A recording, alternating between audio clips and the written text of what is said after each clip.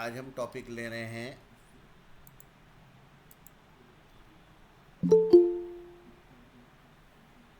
Problems of adolescents and role of teachers in managing adolescent problems and limiting misbehaviour. मतलब किशोरों की समस्याएं और किशोर समस्याओं के प्रबंधन और दुर्व्यवहार को सीमित करने में शिक्षकों की भूमिका। The most important role played by the teachers only. शिक्षकों की जो भूमिका होती है एडोलसेंट्स में आने वाली समस्याएं कौन कौन सी है। एडोलसेंट मतलब कौन सी एज? किशोर अवस्था। जब हम किशोर अवस्था 10th। की बात करते हैं तो किशोर अवस्था में जिसको तूफानी अवस्था भी कहा जाता है, किशोरों में प्रायः पाया जाता है कि वो लोग ग्रुप करके, टोलियां करके जो मिसबिहेव करते हैं, तो उस मिसबिहेव को कैसे कम किया जाए। उनकी अपनी कुछ समस्याएं होती हैं, वो कई बार शारीरिक होती हैं, कई बार मानसिक होती हैं। हाउ टू टैकल देम, उनको कैसे डील किया जाए, ये सारी समस्याओं को कैसे डील करेंगे, ये आज का टॉपिक है। प्रॉब्लम्स ऑफ एडोलसेंट, ये आपके एकेडमिक्स में आएगा, एडमिनिस्ट्रेशन में नहीं। एडोलसेंट मतलब क्या? Adolescent is that span of years during which boys and girls move from childhood to adulthood. ये बच्चा चाइल्डहुड से एडल्टहुड की ओर मूव करता है। इसका बहुत सुंदर एग्जाम्पल मेरा नाम जोकर पिक्चर में दिया हुआ है। अगर आपने किसी ने देखी होगी वो पिक्चर तो याद करिएगा। मेरा नाम जोकर में राज कपूर जो है, जो छोटा राज कपूर बताए हैं, उसने बहुत सुंदर तरीके से उसको बताया है। चाइल्डहुड भी नहीं होता और एडल्ट भी नहीं होता, ये दोनों के बीच का समय, जिसको अगर हम हिंदी में बताना चाहें तो उसको कहेंगे हम संधिकाल। संधिकाल जानते हैं? when there is no complete evening but the sun sets, सूरज डूब चुका होता है पर अंधेरा नहीं आया होता है। सूरज डूबने के बाद और अंधेरा आने से पहले जो 10 से 15 मिनट का समय है वो कहलाता है एडोलसेंट। मतलब adolescent is that span of years during which boys and girls move from childhood to adulthood. जब ये बच्चा छोटे जैसा करता है तो हम कहते हैं बड़े हो गए हो, छोटे नहीं रह गए। और जब बड़े जैसा करता है तो हम कहते हैं छोटे हो, अभी तुमको नहीं समझेगा। So that type of problems are there. They are fighting with physically, mentally, emotionally and socially, Jersild का कहना है। Jersild says adolescence is that span of years during which boys and girls move from childhood to adulthood physically, mentally, emotionally and socially। वो सामाजिक तौर पे बच्चे की ओर से बड़े की तरफ जा रहा है, सामाजिक से, मानसिक से, भावनिक रूप से और शारीरिक रूप से। उसके शरीर में आमूलाग्र बदल होते हैं, परिवर्तन आते हैं शरीर में। उसकी मानसिक अवस्था में परिवर्तन आते हैं, साथ ही साथ उसकी भावनिक अवस्थाओं में भी समस्याएं आती है, परिवर्तन आते हैं। उसकी सामाजिक अवस्था तो बदलती ही है। Then chronologically adolescent is included the year from 12 to 19। पर इसको याद रखने का सिंपल तरीका है 13 to 19, teen age. Teenagers also known as adult, ये एडोलसेंट एज। बॉयज़ में जनरली 11 से 19 होती है और गर्ल्स में 9 से 19 होती है। 9 साल की लड़की बहुत जल्दी एडल्ट हो जाती है। उसके एडल्सेंस के लिए अब ये कई हिस्सों में ये वक्त जो है ये कम भी हो सकता है। गर्म प्रदेशों में ये शायद 8 साल 7 साल भी रहे, क्योंकि अभी physical changes are there. So girls 9 to 19 and boys 11 to 19। बच्चों में, बॉयज़ में ये पीरियड होता है 11 से 19 और लड़कियों में होता है 9 से 19। थियोट्रिकल पर्सपेक्टिव, अब इसके थेरोट्रिकल पर्सपेक्टिव क्या है? Adolescence as a period of stress and strain. Stanley Hall का कहना है कि एडल्सन ये period of stress and strain है। इसमें बच्चों को स्ट्रेस होता है, साथ ही साथ स्ट्रेन भी होता है। he is having stress and strain. Live self sufficient life, sorry live नहीं, लिव सेल्फ सफिशिएंट लाइफ। बच्चा सेल्फ सफिशिएंट लाइफ जीना चाहता है, ऐसा रूसो कहता है। Then self feelings and ambitions, Hall का मानना है कि बच्चे की खुद की भावनाएं तीव्र होती हैं और वो एम्बिशियस हो जाता है, little bit ambitious there. Normal growth, stress and strain because of cultural taboos, that is one of the most important point, cultural taboos. अब ये कल्चरल टैबूज क्या है? हम आज भी उस समाज में रहते हैं कि जहाँ पे कुछ बातें खुलकर नहीं पूछी जाती। अगर आपने अभी OMG 2 देखा होगा तो बहुत आधुनिक समस्या पे उस पर चर्चा की गई है। देखा है किसी ने OMG 2? Yes sir. Pankaj Tripathi का रोल है उसमें। तो ये जो कल्चरल टैबूज जो हमारे यहाँ है, मतलब कल्चरल कुछ बंधन है हमारे यहाँ कि जो चीज़ें आज सार्वजनिक रूप से हम पूछ नहीं पाते, बच्चा पूछ नहीं पाता, तो उसका एक स्ट्रेन उस बच्चे में होता है, एक स्ट्रेस उस बच्चे में होता है। तो उसके वजह से उसकी जो नॉर्मल ग्रोथ में जो भी स्ट्रेन उसको आते हैं वो इसमें डिस्कस किए, ये एज में खास होते हैं।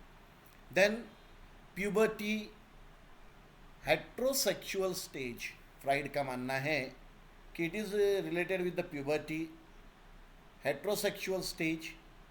देन पिगेट कहता है कि stage of formal operation, and Erikson says stage of identity versus confusion.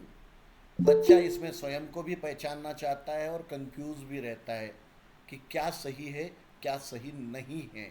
Stage of identity versus confusion, भयंकर कंफ्यूजन होता है बच्चे में कि क्या करे क्या न करे। दोस्त कहते हैं ये सही है, माँ बाप कहते हैं उस दोस्त के साथ रहेगा तो तेरी टांग तोड़ दूंगा। सही है कि नहीं? दोस्त कहते कुछ नहीं होता, सभी करते हैं, तू भी कर। माँ बाप कहते ये गलत काम है, ये नहीं करना है। So such kind of things are there. Stage of identity versus confusion. Now next, needs of adolescence. Adolescence की ज़रूरत क्या है? इसमें क्या ज़रूरतें होती है? इसमें आपको किस चीज़ के लिए बच्चों को सेटिस्फाई करवाना है? फर्स्ट ऑफ ऑल इसकी ज़रूरत होती है need for activity, because he is having surplus energy.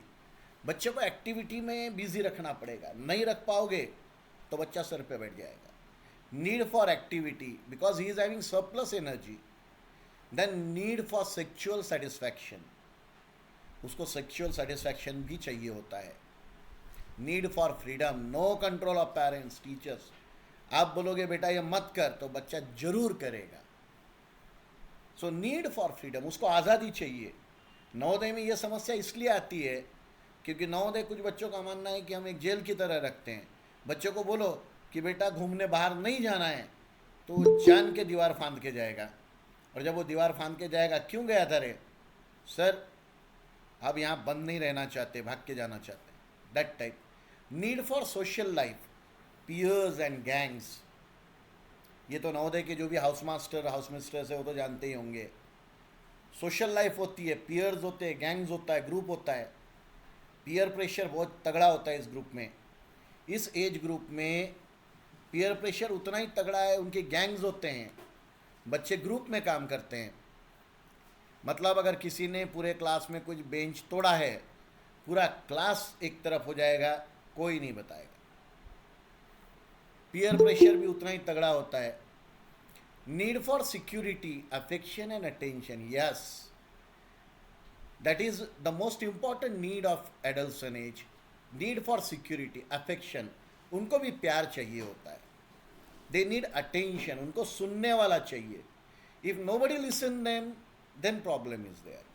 आप देख लो वो टीचर जो एडोलसन एज के बच्चों को सुन लेते हैं अच्छे से, वो बच्चों में बड़े फेमस होते हैं। They are having their popularity among the students, those who listen them carefully. So they need attention, उनको अटेंशन चाहिए, अफेक्शन चाहिए। Need for adventure, do something new. कुछ तो नया करना है। आप एडल्सन एज के बच्चों से कुआं खुदवा लो, वो खुदवा देंगे। एडवेंचरस होना चाहिए बस। उनको बोल दो ये पूरे के पूरे बड़े वाले पत्थर हैं, इनको साइड में ले जा करके वहाँ भेजना है। They can, means they have need for adventure, do something new. वो कुछ तो भी नया करना चाहते हैं। Need for self dependence, I can do. आप मुझे बता दो, मैं कर लूँगा, आप मत करके दो। द बॉय सेड और the girl said I am self dependent, मैं रह सकता हूँ। अगर माँ बाप को कहीं अकेला छोड़ के जाने का काम पड़ा तो बच्चा कहेगा या आई कैन लिव, मैं रह सकता हूँ। You want to be a self dependence. जैसे अब इस एज में बच्चे शुरुआत करते हैं, अभी नाउडेज, अभी के ज़माने में मैगी बनाने से, फिर मैगी चाय कॉफ़ी बना लेते हैं। They want to be self dependent, then at the same time need for vocation. What is mean by vocation here? Can anyone tell me? Need for vocation? Profession. That's right. Some kind of job. Okay, need for vocation means they want something to earn. Then imagination, that the most important point. इस age group के बच्चों की imagination बहुत ज़्यादा होती है। अगर वो सही दिशा में मोड़ दी गई तो बच्चे एक से एक इन्वेंशन कर देते हैं। इंस्पायर मानक अवार्ड, अपने इसमें कई सारे बच्चे हैं जिनकी इमेजिनेशन पावर बहुत खतरनाक थी, उन्होंने बहुत अच्छा काम किया। इमेजिनेशन बहुत सही होती है बच्चों में। Then compassion is also there. So these are the needs of adolescence. Now there problems of adolescence, ये इंपॉर्टेंट है, इस पे सवाल आते हैं। The first and the most important problem, sex problems, puberty and physical change. शारीरिक परिवर्तन जब आता है, प्यूबर्टी जब आती है, तो ये प्रॉब्लम्स भी आते हैं साथ ही साथ। उसके बारे में बच्चा बात नहीं कर पाता। अगर वो करना भी चाहे तो हम इतने आज भी टैबूज में घिरे पड़े हैं कि हम उससे ठीक से डील नहीं कर पाते। Puberty and physical changes are there, चाहे वो लड़की हो चाहे लड़का हो। बहुत रेयर फैमिली में भारत में तो भी ये इस पर खुल कर के बात की जाती है। Then there come the emotional problems, fear, डर, क्रिटिसिज्म। पड़ोसी का लड़का देख और एक तू देख, सारा दिन सोया पड़ा रहता है। अगर मम्मी बात भी करेगी किसी से, अरे तुम्हारा बेटा तो बहुत अच्छा है, मेरा बेटा तो एकदम ढप्पू है, कुछ करता नहीं है। Always criticism is there. Fear of failure, अपेक्षाएं, यहाँ पे वो कंसेप्ट आती है। शिखर पे पहुँचना कठिन नहीं है, शिखर पे बने रहना कठिन है। बच्चा अगर एक बार टॉपर में आ गया तो सबकी अपेक्षाएं होती है और उसको फिर वहाँ से डर लगना शुरू होता है। फियर ऑफ फेल्यूर, जो फेलियर का फियर होता है वो बहुत तगड़ा होता है। नहीं कर पाया तो, नहीं जमा तो,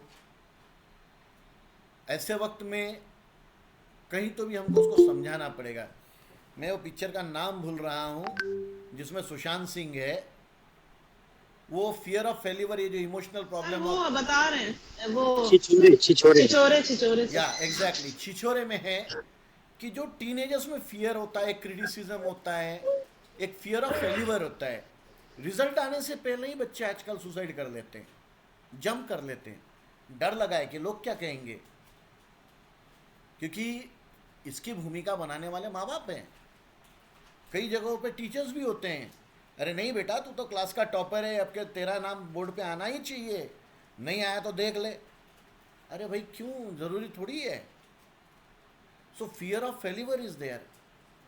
then worry test, grades, entrance, arguments with parents.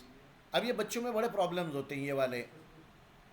They talk about grades, entrance, argument with parents, teachers, strict parents, teachers. कई बार पेरेंट्स बड़े स्ट्रिक्ट होते हैं, टीचर्स बड़े स्ट्रिक्ट होते हैं।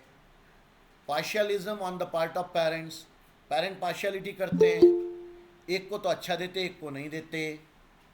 मतलब अगर घर में दो भाई हैं और छोटा वाला लाड़का होगा तो उसको ज़्यादा मिल जाएगा, बड़े वाले को नहीं मिलेगा. Partiality is there. Sometime teachers also do partiality. Good friends, job and over concern about health. इस एज में बच्चे बड़े ओवर कंसर्न होते हैं अपने हेल्थ के बारे में, पिंपल्स वगैरह को लेकर के, बॉडी शेमिंग को लेकर के. अगर किसी ने कह दिया कि तुम मोटे हो, भद्दे हो, तो सीरियस हो जाते हैं. कैसे दिख रहे हो, पिंपल्स वगैरह के बारे में बड़े ओवर कंसर्न होते हैं. तो जब इनको गुस्सा आता है, देन एंगर इज देयर. इनके प्रॉब्लम है गुस्सा. तो जब गुस्सा आता है तो क्या करेंगे? Throwing things, kicking, holding breath, सांस रोकेंगे, पंच मारेंगे दीवार पे, सामान फेंक देंगे. ये सभी प्रॉब्लम आप सभी लोगों ने देखे होंगे. उस आप में से कई लोग पेरेंट्स भी हैं, टीनेजर्स के भी.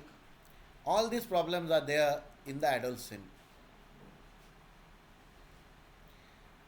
Eight the same time affection is also there. ये भी एक प्रॉब्लम है. इनकी गैंग होती है, love to those who shower love. इनसे कोई प्यार से बात क्या कर लिया तो ये उसके लिए कुछ भी करने को तैयार हो जाएंगे. फिर घर वालों ने कितना ही बोल दें कि देर है, नहीं सुनेंगे तो नहीं सुनेंगे. Means they have the affection also. Jealousy is also there. Partialism, school, home. आप तो उसको ही हेल्प करते हो, उसी की पूछते हो, उसी को सुनते हो, मुझे तो सुनते ही नहीं. स्कूल में भी यही प्रॉब्लम है. एक आधा बच्चा टीचर्स पेट होता है, फिर दूसरे बच्चे को तकलीफ हो जाती. यही कैसे टीचर्स पेट होते हैं. खास करके ये जेलसी फैक्टर लड़कियों में पाया जाता है. अगर टीचर एक आधी लड़की से, अगर टीचर हैंडसम है एक आधा, या एक आधी लेडी टीचर बहुत सुंदर है और वो एक आधे लड़के से बड़े अच्छे से बात कर लेती है, तो दूसरे को बड़ी जेलसी हो जाती. अगर वो जेंट्स टीचर है, वो हैंडसम है और एक आधे लड़की से अच्छे से बात करता है, तो दूसरी लड़की को जेलसी हो जाती. They take it as a partialism. Yes, बोलिए. सर हैंडसम नाम ही हो ना, वैसे भी अगर एक दो बच्चों को ज्यादा प्रेफरेंस देते हैं ना, दूसरे वैसे ही जेलसी करनी शुरू कर देते हैं. एग्जैक्टली सर, वो भी बात सही है. समटाइम ये जेलसी क्यों आती है सर, कि कहीं तो भी थोड़ा सा उनको लगता है, उनको रियलिटी में टीचर भले ही न करता हो, but the student think that some partiality is there. For example, अगर एक ही लड़की को बार बार 20 में से 20 नंबर मिल रहे होंगे और एक लड़की को हर बार 19 ही मिल रहे, तो उसको कहीं ना कहीं टीचर के बारे में लगने लगता है कि टीचर जान के इसको 20 में से 20 देते हैं, मुझे नहीं देते. Then curiosity is also there. Exploration, उनको एक्सप्लोर करना है सब कुछ. जैसे अगर ये खास करके केमिस्ट्री टीचर ने इसका अनुभव लिया होगा, एक्सपीरियंस लिया होगा. बच्चे एक्सप्लोर करना चाहते हैं, खास करके प्रैक्टिकल के दौरान. टीचर ने बोल दिया कि भैया देख ये केमिकल इसमें मत डालना, वो पहले करेंगे. They are too much curious. Conflict with home interactions. They having conflict in home interaction. घर में जो बातें होती है उसका उनमें कॉन्फ्लिक्ट होता है. स्कूल इंटरेक्शन में, स्कूल में जो होता है उसका एक कॉन्फ्लिक्ट होता है. लीव होम, घर छोड़ देते हैं बच्चे कई बार. Drop out from school, school छोड़ देते हैं. कई सारी समस्याएं आती है घर में भी. Join any kind of ranks, drugs, anti social activity. और बच्चा यही एज में किसी भी ग्रुप को, किसी भी एक्टिविटी को ज्वाइन कर सकता है. एंटी सोशल एक्टिविटी भी वो हो सकती है. ये तो इनके प्रॉब्लम्स है ही. अब now social problems. Act and live according to social values. Home, school, society, उनको रहना पड़ता है सोशल वैल्यूज़ के हिसाब से. घर की कुछ वैल्यूज़ हैं, स्कूल की वैल्यूज़ है, समाज की कुछ वैल्यूज़ है. But they are not willing to obey outdated. ये जो वैल्यूज़ है, आउटडेटेड वैल्यूज़, इनको ओबे नहीं करना चाहते. वो हर बार क्यूरियस होकर पूछेंगे, ठीक है ऐसा करना है, क्यों करना है? नहीं करूँगा. मैं ही क्यों? Why should I? They ask. And they have some rebellious tone. थोड़ा उनका रिबेलियस टोन होता है एडल्सन में. At the same time now they are having some educational problems. Methods of teaching, outdated methods of teaching. आज भी हमारे यहाँ पे जो मेथड्स हम यूज़ करते हैं, भले हम बातें कर रहे हो पेडागॉजी की, पर इन रियलिटी हम आज भी आउटडेटेड मेथड यूज करते हैं। लेक्चर मेथड 90% स्कूलों में आज भी चलता है, जिसमें टीटीटी जो है टीचर्स टॉकिंग टाइम ये 75% है और एसटीटी ये 25% भी नहीं है। सही कह रहा हूँ क्या मैं?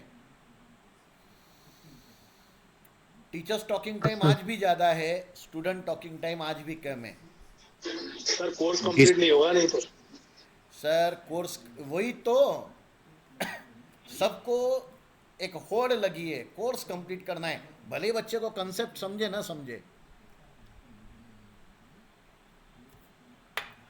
बच्चे के दिमाग में बैठे ना बैठे, हमको बस कोर्स कंप्लीट करना है।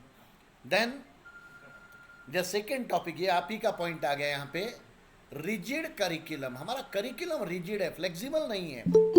इतने दिनों में इतना करना ही है, समिति स्प्लिटअप दे देती है, सीबीएसई स्प्लिटअप दे देती है कि जुलाई महीने में इतना टॉपिक हो जाना ही चाहिए, अप्रैल में 2 यूनिट होने ही चाहिए। Rigid curriculum, school environment not attractive, school environment not attractive है। वही रोज के 8 पीरियड हैं, वही पीटी का पीरियड भी केमिस्ट्री के या मैथ के टीचर ले लेंगे। नहीं मुझे चाहिए, बच्चों को सेल्फ एक्सप्रेस होने के लिए टाइम ही नहीं है। और नवोदय में तो हमने वो तांगे का एक घोड़ा होता है ना, या कोल्हू का बैल होता है, वैसा बैल बना के रख दिया, बस उसके आँखों पे एक पर्दे लगा दिए, वो दौड़ रहा है सुबह से लेकर शाम तक। तो school environment is not attractive. Repressive measures adopted in the school. अगर कोई बच्चा गलती से किसी टीचर से पूछ ले कि मास्टर साहब इसका जवाब ऐसे क्यों आया, तो फिर तो देखना ही नहीं पड़ता, रिप्रेसिव मेजर्स लिए जाते हैं। मैं पुरानी जो एक स्कूल में था, उस स्कूल में एक लेडी टीचर थी, एक लड़की बहुत जीनियस आई हुई थी, एक्स्ट्राऑर्डिनरी जीनियस थी, वो हर टीचर को परेशान करती। अब पैनल के दौरान वो लेडी टीचर ने बहुत बढ़िया पढ़ाया था, पूरे साजो सामान के साथ। वो लड़की ने एक दिन क्लास में पूछ लिया कि मैम, पैनल के वक्त तो आप बहुत साजो सामान के साथ बहुत अच्छा पढ़ाती थी, अब क्यों नहीं पढ़ाती? उसके बाद तकरीबन 4 महीने जो उस लेडी टीचर ने उस लड़की की क्लास लगाई, हर बात में उसको डांटना, टोकना, ताने मारना। तो ये रिप्रेसिव मेजर टीचर यूज करते हैं कई बार, adopted in the school. Then defective examination system. हमारा system, we are not judging the knowledge, we are judging the rote learning. बच्चे ने कितना मगअप किया है हम उसको जज करते हैं, उसके नॉलेज को जज नहीं करते, उसके विजडम को जज नहीं करते। Then lack of guidance and counselling facility. Yes, अभी इसकी बहुत ज़्यादा ज़रूरत पड़ रही है। गाइडेंस नहीं है बच्चों के पास।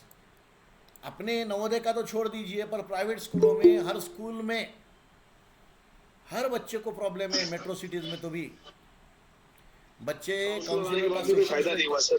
हाँ गजेंद्र सर, काउंसलर्स आने के बाद भी फायदा नहीं हुआ सर गाइडेंस का। सर नवोदय के, सर मैं नवोदय के काउंसलर की बात अरे सर, कम से कम 4 आंखें तो बढ़ गई। हाँ सर सुनिए, मैं नवोदय के काउंसलर की बात नहीं कर रहा हूँ। हम नवोदय से हटके भी दुनिया बहुत बड़ी है भाई साहब। अगर आप प्राइवेट स्कूलों की बात करें तो हर बच्चा 10 में से 4-6 बच्चे पर्सनल गाइड काउंसलर से गाइडेंस ले रहे हैं, सेशंस ले रहे हैं। दे नीड काउंसलिंग फैसिलिटी, क्योंकि कई सारी समस्याएं हैं, बच्चों को सुनने वाला कोई नहीं है। पहले जॉइंट फैमिली हुआ करती थी, बच्चा आता था, घर में बोलता था तो दादी या दादा ध्यान से सुनते थे। आज बच्चा आके बोलता है, मम्मा आज स्कूल में क्या हुआ है? मम्मा बोलती है, हाँ पता है तेरे ये टीचर ने ये किया होगा।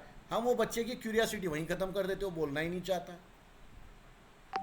माँ बाप को टाइम नहीं है, तो ऐसे टाइम पे they need guidance as well as counselling both.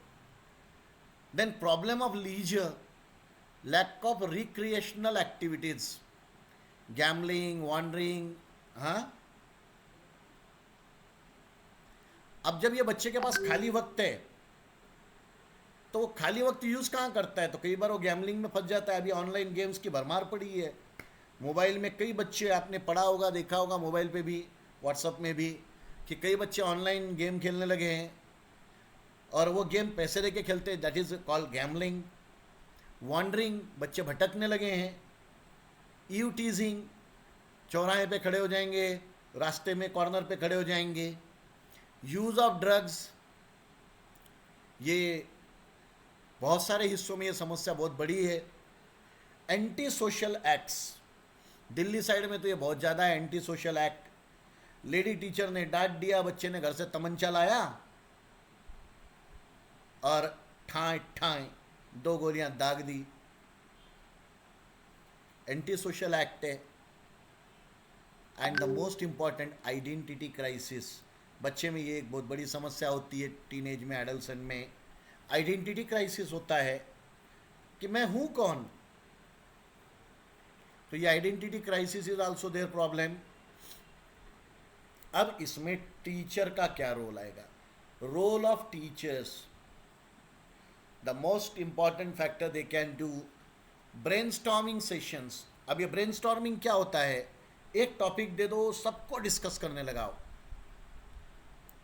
Brainstorming session में stop and go, round robin, बस सेशन, ये सारे गेम्स के नाम हैं। बच्चों को बोलो रुको, बोलो रुको, बोलो, दैट टाइप। राउंड रॉबिन, एक टेबल के आजू बाजू बिठा दो, सबको कंपलसरी करो चर्चा में भाग लेने के लिए। बस सेशन, बजर दबा दबा के। Develop hope of success stories of great man, उनको सक्सेस स्टोरीज सुनाओ, बड़े लोगों की, ग्रेट मैन की सक्सेस स्टोरीज सुनाओ। Framing different committees in the school, ये इम्पॉर्टेंट है। बच्चों की एनर्जी को बाहर निकालने के लिए अलग अलग कमिटीज़ बनाओ, पंचायत बनाओ, पुअर फंड बनाओ, स्पोर्ट्स, क्लीनलीनेस, सबके लीडर बनाओ, देखो फ़र्क पड़ता है। देन डिबेटिंग क्लब्स, अभी नवोदय में 16 प्रकार के क्लब हैं। Writing clubs, encourage discussion in class, class में डिस्कशन को इनकरेज करवाओ। जैसे सेमिनार पैटर्न है, प्रेजेंटेशन है। अगर आपका टॉपिक कंप्लीट हो जाता है तो 4 बच्चों का ग्रुप बना दो, दो 4-5 ग्रुप बना दो, लेसन को 5 पार्ट में डिवाइड कर दो, बच्चों को प्रेजेंटेशन देने लगाओ, देखो फ़र्क पड़ता है। Enrich curriculum for the gifted, gifted बच्चों के लिए करिकुलम डेवलप करवाओ।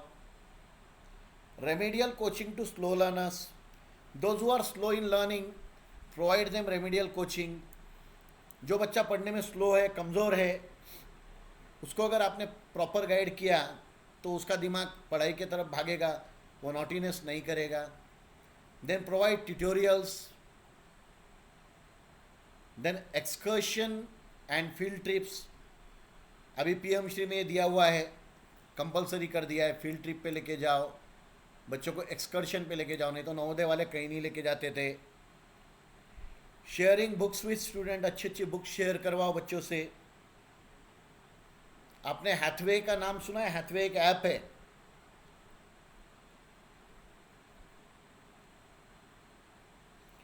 जिसमें सभी टॉप की बुक्स की समरी एक पेज पे होती है।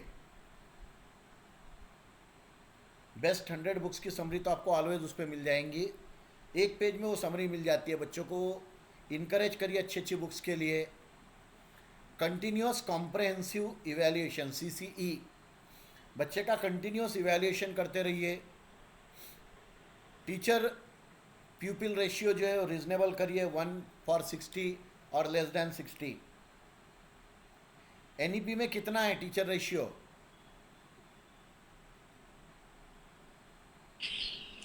140, 130, 1:30 सर। 1:30 है कि 1:40 है?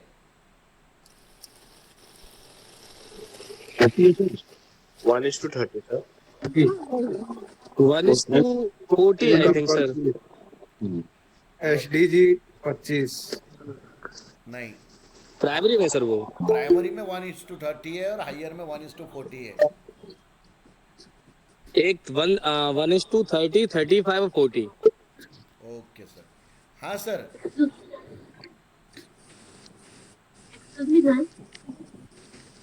हेलो। हाँ जी सर। हाँ मैडम बोलिए। सर ये टीचर पीपल रेशियो बताओगे सर क्या है थोड़ा सा? मैडम टीचर और प्यूपिल, वो पीपल नहीं होना, वहाँ प्यूपिल होना, मतलब टीचर स्टूडेंट रेशियो जो है, एक क्लास में मैक्सिमम 40 बच्चे हों और उनके पीछे एक टीचर हो। अच्छा ठीक, ओके, पीपल लिखा था ना तब तो थोड़ा सा कंफ्यूज है। Then teacher as good listeners, teacher एक गुड लिसनर के रूप में होना चाहिए। हमारे यहाँ पे सबसे बड़ा प्रॉब्लम है कि टीचर सुनता ही नहीं, बच्चे आके बोलते ही नहीं और टीचर सुनता ही नहीं। क्यों? तो टीचर के पास टाइम नहीं है, एक क्लास ख़त्म हुई दूसरी क्लास लगी पड़ी है। सर टीचर बोलते हैं कि सर अगर बच्चों की सुनेंगे तो पागल हो जाएंगे। तो teacher, we need teacher as a good listener. Then democratic head of the institution, yes, जो हेड ऑफ द इंस्टीट्यूशन है, मतलब आपके प्राचार्य महोदय, ही मस्ट बी डेमोक्रेटिक। अगर वो डिक्टेटर है तो प्रॉब्लम है, अगर वो मोनार्क है तो भी प्रॉब्लम है। मोनार्क मतलब राजावादी। हाँ, राजाशाही वाले पुराने ज़माने में हुआ करते थे, बड़े इंस्टीट्यूट में, हमारे भी इंस्टीट्यूट में होते थे। राजा जी आ रहे हैं, सारे दरबान उनको झुक कर के सलाम करते थे। और अभी भी कई जगहों पे है कि अगर राजा जी को मंत्री दिखे नहीं तो राजा जी को बड़ा बुरा लगता है, अरे आपने आज आके हमको सलाम नहीं किया। हाँ जी बोलिए। हमारे राजा जी तो ऐसे बन गए गुरु जी। चलिए अच्छी बात है, सर, खुशी की बात है। हाँ सर जी। मोनार्क और डिक्टेटरशिप में डिफरेंस क्या, बेसिक डिफरेंस क्या है? हाँ सर, डिक्टेटर जो मोनार्क कई बार अच्छा हो सकता है सर, कई जगहों पे राजाएं अच्छे भी है, पर जो डिक्टेटर होता है वो किसी के बाप की नहीं सुनता। जैसे कि अभी आपने वो किम जोंग सुना होगा ना नाम। यस सर, यस हाँ, सर। वो डिक्टेटर हो गया।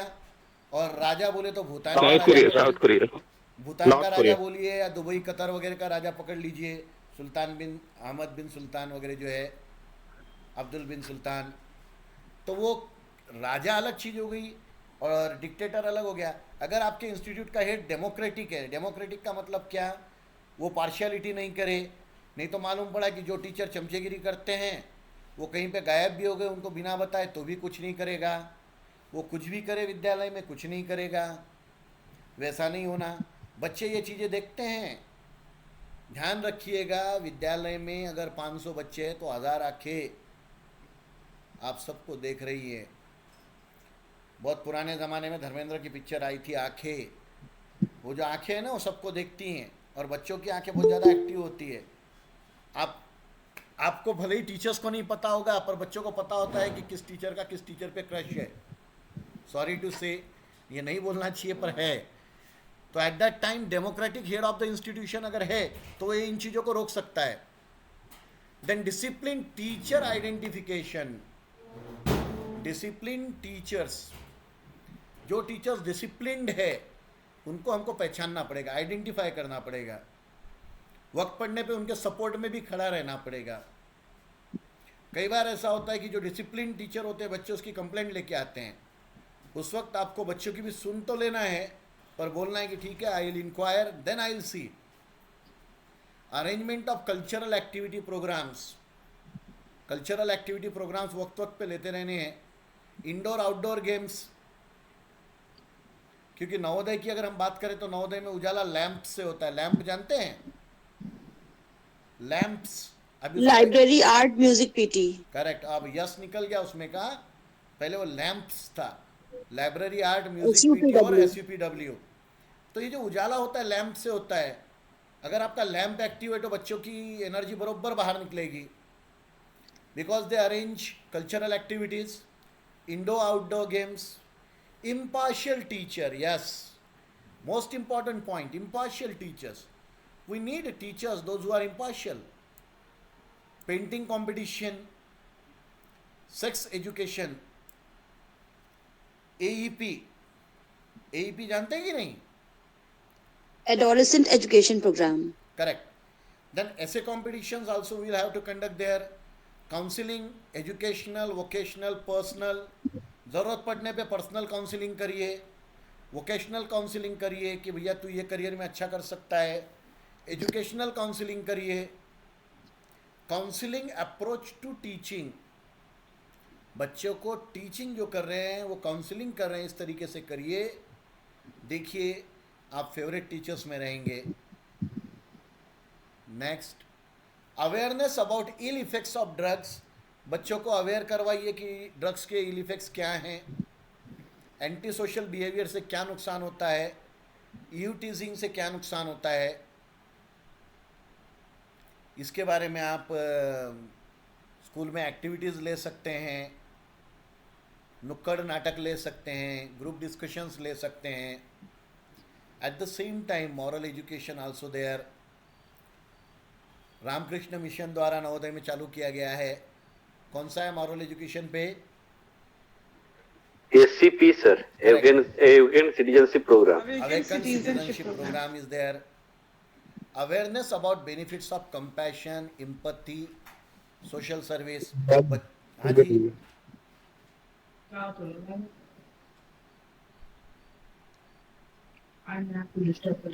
लाल sir. Then awareness about benefits of compassion, empathy, social service. बच्चों को बताइए कि कंपैशनेट होने से क्या फ़ायदा है, एम्पैथी रखने से, सोशल सर्विस से क्या फ़ायदा है। Immediate feedback for doing good awards, for doing good. Immediate feedback दीजिए, अगर बच्चा कुछ अच्छा करता है तो उसको इमीडिएट फीडबैक दीजिए, जैसे award him, certificate of appreciation, certificate of participation. आपके लिए वो सर्टिफिकेट 5 या 6 रुपए का प्रिंट होता होगा, पर बच्चे के लिए उसकी वैल्यू बड़ी तगड़ी होती है। कुछ मत करिए, प्रेयर में उसको सामने बुला करके अप्रिशिएट कर दीजिए। बच्चे ने अगर अच्छा काम किया, स्कूल में किसी के पैसे गुम गए और एक आधे बच्चे को मिले, उसने लाके आपको दिया है, स्कूल में सामने बुला करके क्यारी में से फूल तुड़वाइए, उसको दे दीजिए, इस बच्चे ने अच्छा काम किया है। उसको देख के बाकी बच्चे इंस्पायर होंगे।